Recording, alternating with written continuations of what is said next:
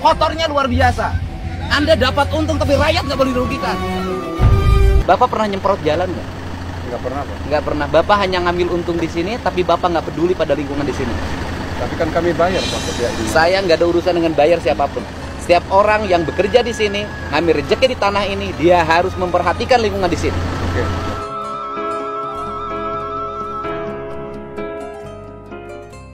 Mana penanggung jawab proyeknya?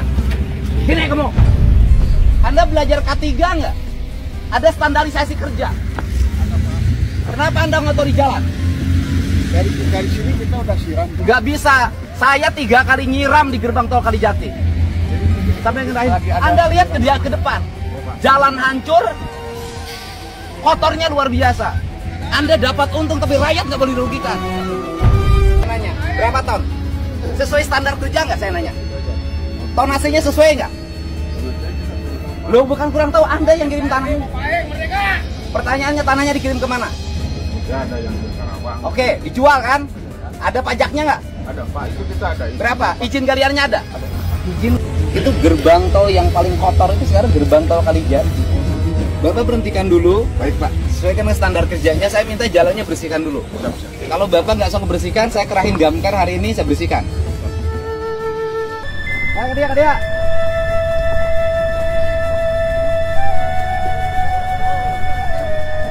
Ya, aing lain nyarek siang angkutan tanah dah ieu mah. Jeung kawasan industri. Tapi jalanna ulah bubulukut. Eureun heula, jalanna bersihkeun heula, geus bersihkeun jalan karek menang jalan. Ah, ieu bapak aing teh bageurna, euy. Lain bager-bager sih, jalan bubulukut. Aya solusina bapak teh lah. Alhamdulillah, menang rezeki. Panjang umur. Cok. Pak, benerin dulu ya. Maaf saya marah. Kalau saya mah urusan gini pasing. Ngambek aing mah. Siapa? Bapak orang mana? Di orang Purwodadi, Pak. Heeh, itu orang Purwodadi itu kudu alus gawena. Sing jujur sia ka aing. Tuh, truk saya sesuai tonase teh. Itu, Pak. Leuwih kan? Nomor mana itu? Nomor Jakarta. Bayar pajaknya di mana? Jakarta. Ngaruksak jalan di mana? Aisyah ngamak mau lain gubernur. Ngamak lah. Betul. Batur nu narima pajak, batur nu narima duit, aing nu ngomean jalan. Betul, rusak. Mun aing ngamak wajar tuh? Wajar. Pengirim tanah. Kami belanja. Ya Bapak belanja. Belanjanya ke sini. Ya berarti Bapak yang beli tanah kan? Tahu nggak jalannya kotor? Iya, Pak. Tahu, Pak. Nah, terus tahu nggak tonase beban kendaraannya melebihi tonase? Itu kita pakai indeks 24, Pak. Enggak Pak, jalannya kotor. Saya stop dulu Pak. Oke. Saya stop dulu karena ini jalan provinsi Pak. Jalannya hancur Pak. Bapak dapat untung, saya harus bangun jalan miliar-miliar Pak. Siap. Kita nggak boleh usaha hanya untung untuk satu orang tapi merugikan negara Pak. Bapak pernah nyemprot jalan nggak? Nggak pernah, Pak. Nggak pernah. Bapak hanya ngambil untung di sini tapi Bapak nggak peduli pada lingkungan di sini. Tapi kan kami bayar, Pak, ke pihak ini. Saya nggak ada urusan dengan bayar siapapun. Setiap orang yang bekerja di sini, ngambil rezeki di tanah ini, dia harus memperhatikan lingkungan di sini. Oke.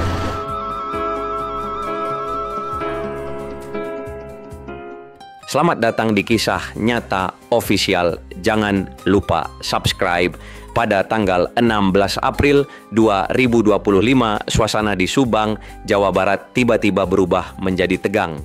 Gubernur Jawa Barat, Deddy Mulyadi, yang dikenal dengan gaya blak-blakannya, melakukan inspeksi mendadak ke salah satu titik aktivitas tambang tanah di daerah tersebut. Ia turun langsung ke lapangan, menyusuri jalanan yang penuh debu dan lumpur, menyaksikan sendiri bagaimana aktivitas tambang merusak kenyamanan dan keselamatan masyarakat. Yang membuat Deddy Mulyadi naik pitam bukan sekadar aktivitas tambangnya saja, tapi dampak nyata yang dirasakan masyarakat akibat ulah para pelaku tambang ini. Mobil-mobil truk pengangkut tanah dari lokasi tambang diketahui melintasi jalanan umum tanpa perlindungan memadai. Ban-ban truk yang dipenuhi tanah merah basah meninggalkan jejak di sepanjang jalan, mengotori akses warga, bahkan hingga mencapai jalan tol Kalijati. Hal ini menimbulkan keresahan karena selain merusak pemandangan dan kebersihan, kondisi jalan yang licin dan becek sangat membahayakan pengguna jalan lainnya. Dalam video yang diunggah ke media sosial dan menjadi viral dalam waktu singkat, Deddy Mulyadi terlihat berdiri di tengah jalan yang becek mengamati kendaraan tambang yang keluar masuk tanpa prosedur kebersihan. Dengan nada tinggi, ia mempertanyakan izin operasi perusahaan tambang tersebut sekaligus mengkritik lemahnya pengawasan dari aparat terkait. Ia tidak hanya menyampaikan kemarahannya kepada perwakilan perusahaan tambang, tetapi juga menegaskan bahwa penegakan hukum akan dilakukan secara tegas terhadap para pelaku yang membiarkan kerusakan ini terus berlangsung. Saya Gubernur Jawa Barat dan saya tidak akan diam melihat jalanan milik rakyat ini dikotori terus-menerus oleh aktivitas tambang seperti ini. Ini sudah keterlaluan. Kalian kerja nyari untung tapi merugikan masyarakat. Jalanan rusak, orang bisa celaka. Apa kalian pikir ini tambang di tengah hutan? Ini jalan umum dipakai orang banyak?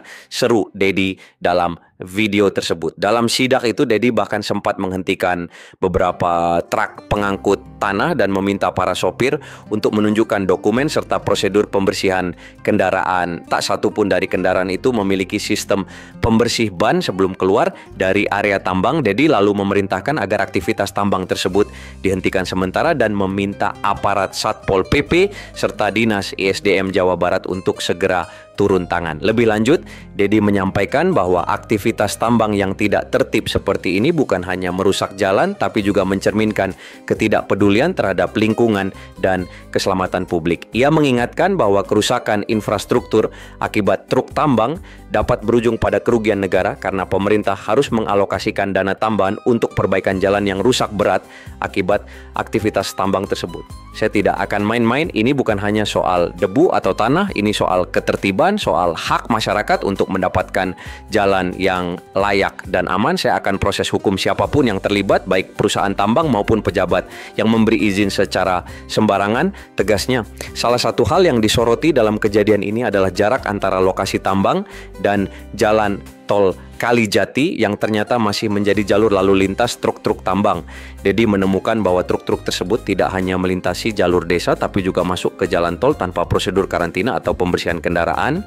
Hal ini tidak hanya melanggar aturan lalu lintas tapi juga menciptakan risiko kecelakaan terutama jika jalan tol dalam kondisi licin karena tanah basah dari ban truk. Warga setempat pun mendukung langkah gubernur. Banyak di antara mereka yang mengeluhkan debu tebal yang berterbangan tiap hari serta genangan lumpur yang muncul tiap kali hujan turun. Beberapa pengendara motor bahkan sempat tergelincir akibat licinnya jalan yang dilalui truk tambang. Namun keluhan warga selama ini seolah tidak pernah didengar oleh perusahaan tambang maupun pemerintah daerah. Maka ketika gubernur langsung turun tangan dan mengamuk di lokasi, masyarakat menyambutnya dengan antusias. Menurut penelusuran lebih lanjut, perusahaan tambang tersebut sudah beroperasi sejak beberapa tahun terakhir. Namun keberadaannya menuai banyak protes karena selain mencemari lingkungan, kegiatan mereka juga menimbulkan kerusakan pada jalan-jalan kecil yang tidak dirancang untuk dilintasi kendaraan berat secara terus-menerus. Padahal dalam aturan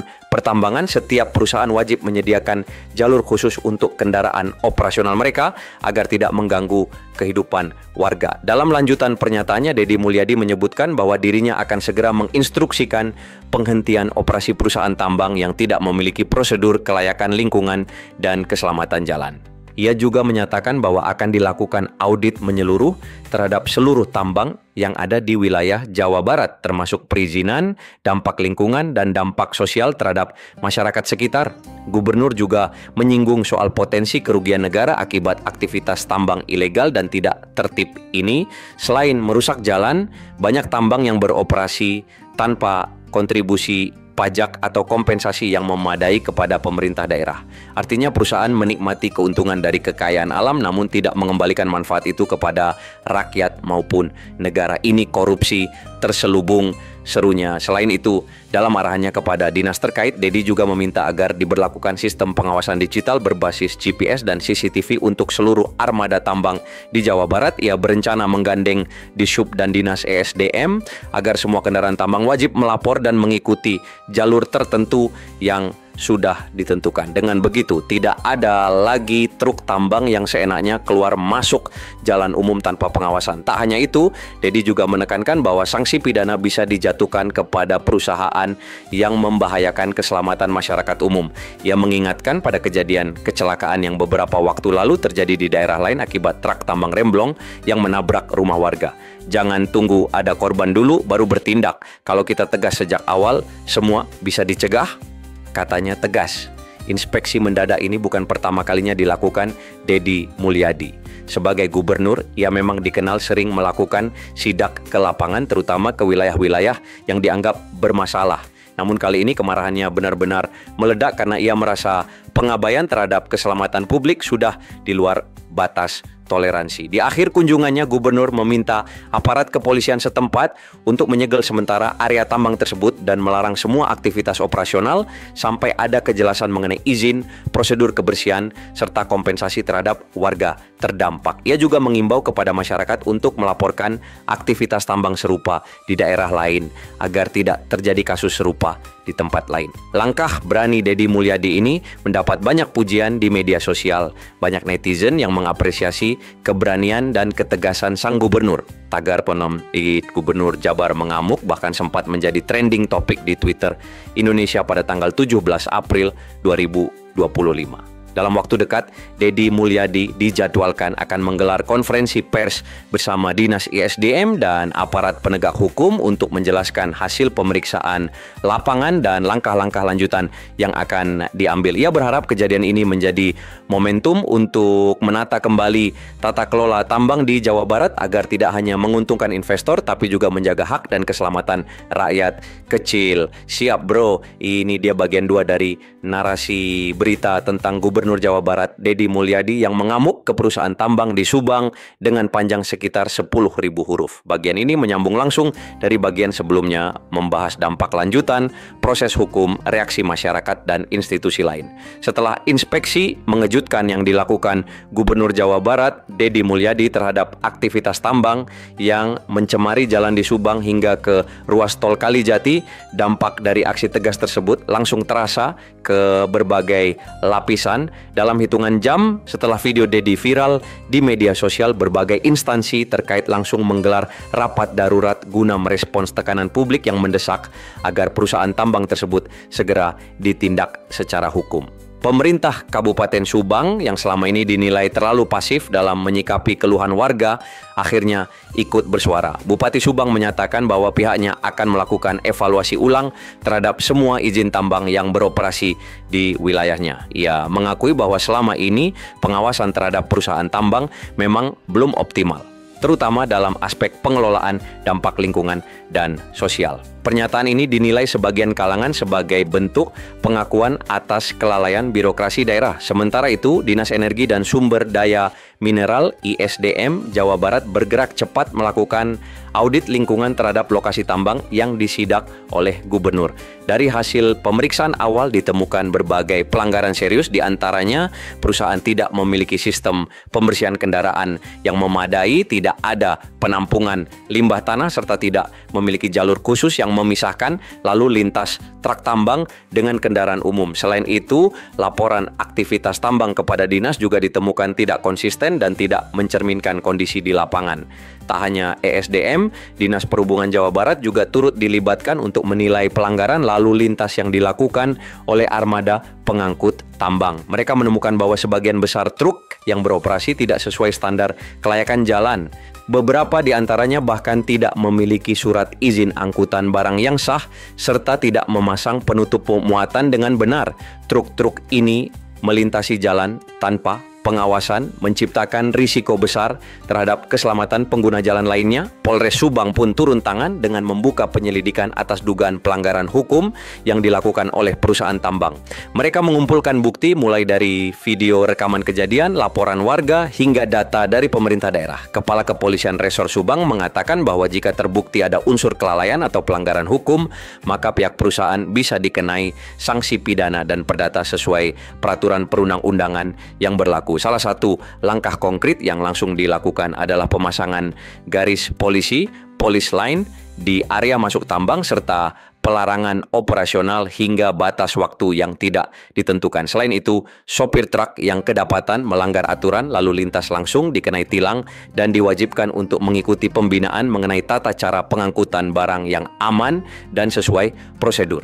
Di sisi lain, dukungan dari masyarakat terus mengalir kepada Deddy Mulyadi. Banyak warga mengirimkan video dan foto kondisi jalan di wilayah mereka yang juga mengalami masalah serupa akibat aktivitas tambang. Beberapa diantaranya berasal dari wilayah Karawang, Purwakarta, dan Sukabumi yang juga diketahui memiliki banyak titik tambang tanah dan batu yang tak tertib. Deddy Mulyadi bahkan membuka saluran pengaduan khusus melalui media sosial dan nomor WhatsApp resmi Pemprov Jabar agar masyarakat bisa langsung melapor jika menemukan aktivitas tambang yang meresahkan. Reaksi keras juga datang dari para aktivis lingkungan. Mereka menyambut baik langkah tegas gubernur, namun juga mengingatkan bahwa masalah tambang tidak bisa selesai hanya dengan sidak semata. Butuh sistem pengawasan yang berkelanjutan, sanksi yang benar-benar ditegakkan, serta regulasi yang lebih ketat. Koalisi Lingkungan Hidup Jawa Barat bahkan mendesak dibentuknya tim independen untuk melakukan investigasi menyeluruh terhadap seluruh tambang aktif di Jawa Barat, terutama yang dekat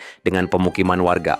Para akademisi dari sejumlah universitas di Bandung dan Bogor juga angkat bicara. Dalam diskusi yang disiarkan oleh media nasional, mereka menggarisbawahi bahwa persoalan ini adalah dampak dari lemahnya regulasi teknis serta kurangnya sinergi antara pemerintah pusat dan daerah. Mereka menyarankan agar Pemprov Jabar menyusun ulang peta zonasi tambang dengan memperhatikan daya dukung lingkungan dan tata ruang wilayah. Jangan sampai tambang berada terlalu dekat dengan jalan tol, kawasan sekolah, atau wilayah padat penduduk. Gubernur Deddy Mulyadi sendiri tidak tinggal diam.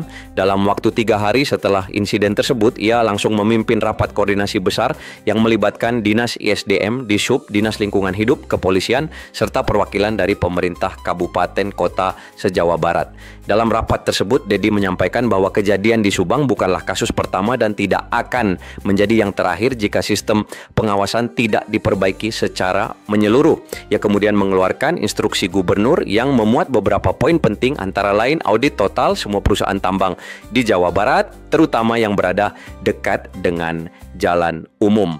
Penerapan sanksi administratif dan pidana bagi pelaku tambang yang melanggar aturan, termasuk pencabutan izin permanen. Kewajiban semua perusahaan tambang memiliki fasilitas pembersih kendaraan wheel wash system sebelum kendaraan keluar dari area tambang. Larangan penggunaan jalan umum oleh kendaraan tambang kecuali yang sudah ditentukan pemerintah daerah.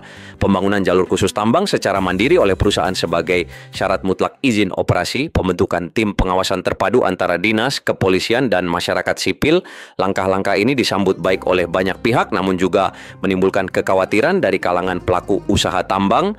Beberapa asosiasi pertambangan lokal meminta waktu untuk beradaptasi, sementara sebagian lainnya menolak dengan alasan akan menurunkan produktivitas dan menambah biaya operasional. Namun Deddy tetap pada pendiriannya. Saya tidak anti investasi, tapi saya anti terhadap investasi yang menginjak-injak hak masyarakat dan merusak lingkungan. Kalau Anda tidak mau mengikuti aturan, silakan angkat kaki dari Jawa Barat, tegasnya. Di tengah sorotan yang semakin besar terhadap sektor tambang di Jawa Barat, Deddy Mulyadi justru mendorong adanya reformasi besar-besaran. Ia berjanji akan menjadikan momentum ini sebagai awal mula penataan ulang dunia pertambangan di provinsi yang ia pimpin. Ia juga mengajak kepala daerah lainnya untuk tidak takut bertindak tegas, apalagi jika menyangkut keselamatan warganya. Tak berselang lama, Menteri Lingkungan Hidup dan Kehutanan memberikan pernyataan bahwa pemerintah pusat mendukung penuh langkah yang diambil Deddy.